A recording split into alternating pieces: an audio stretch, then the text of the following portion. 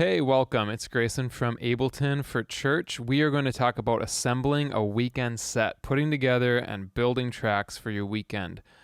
This is a method that's really flexible and powerful.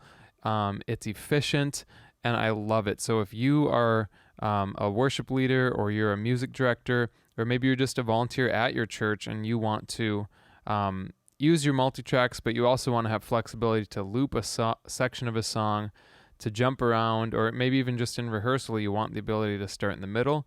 This is the method for you. I just call it the Adaptable Ableton Method.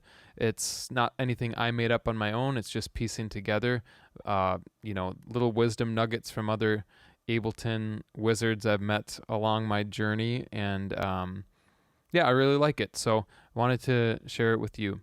And a quick note before we start assembling the set, you do need to have your multitracks prepped a particular way for this to work. I just shot a video that details that. I'm going to throw a card up so you can watch that, and then I'll link that in the description of the video. But just know that I've already prepped the multitracks for the songs we're going to be using. Our first step is going to be to open our template. So I have this template if you have Live 10. That I'll include in the link in the description. That's going to be your template for the Adaptable Ableton Method. So number one, open that up. And there are a couple one-time things that I'm going to need you to do before you can start this process. Don't worry, these are things you literally need to do once today, and then your template's going to be ready to rock for the rest of every single weekend when you prepare these weekend sets. The first thing is the Follow Scene plugin by Isotonic Studios. You'll need to purchase that for $32.49 and put that on the guide track. I'm going to have the link in the description. I'll pull up the website here. Looks like this. If you have Live 10 Suite, you will be good to go, and you'll be able to just download this and install it. If you have Live 10 Standard, you will need to purchase Max for Live, which is $100.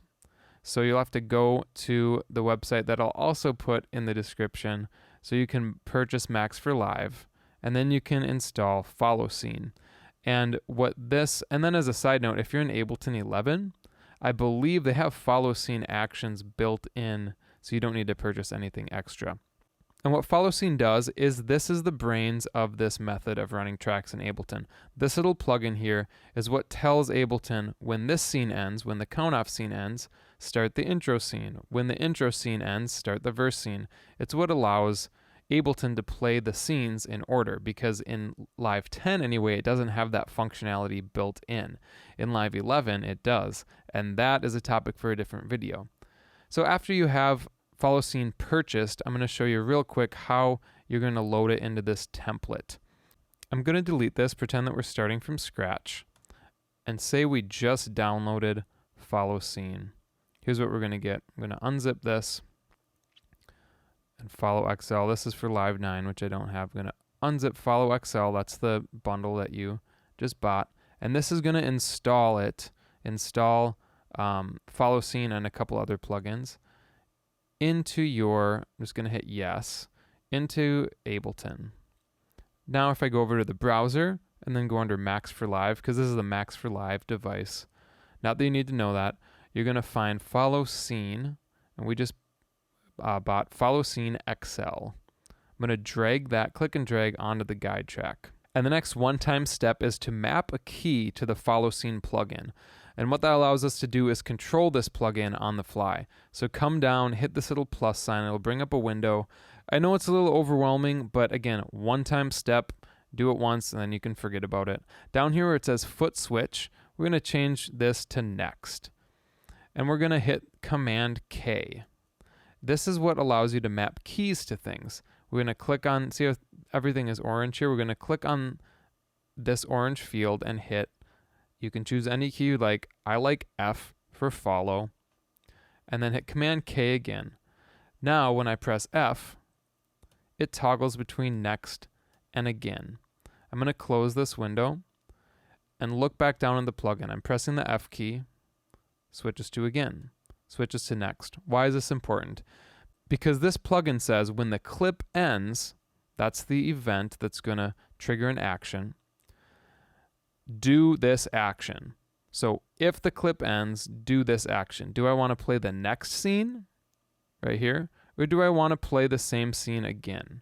And we don't want you to have to use your mouse or use your trackpad during the service. We want you to just quickly press a button. And again, you can map whichever button you'd like. And now we're going to save so that all these changes are a part of our template. We don't need to do it every time we open up the template project. We're going to do a special kind of save called collect all and save, and we'll talk more about that later. It's File, Collect All and Save, and then just hit OK. The very last one-time thing is to add the Multitracks folder to Ableton's browser sidebar. So come up to this arrow, click that to open up the browser, and we are going to add a folder. We want to add our Multitracks folder.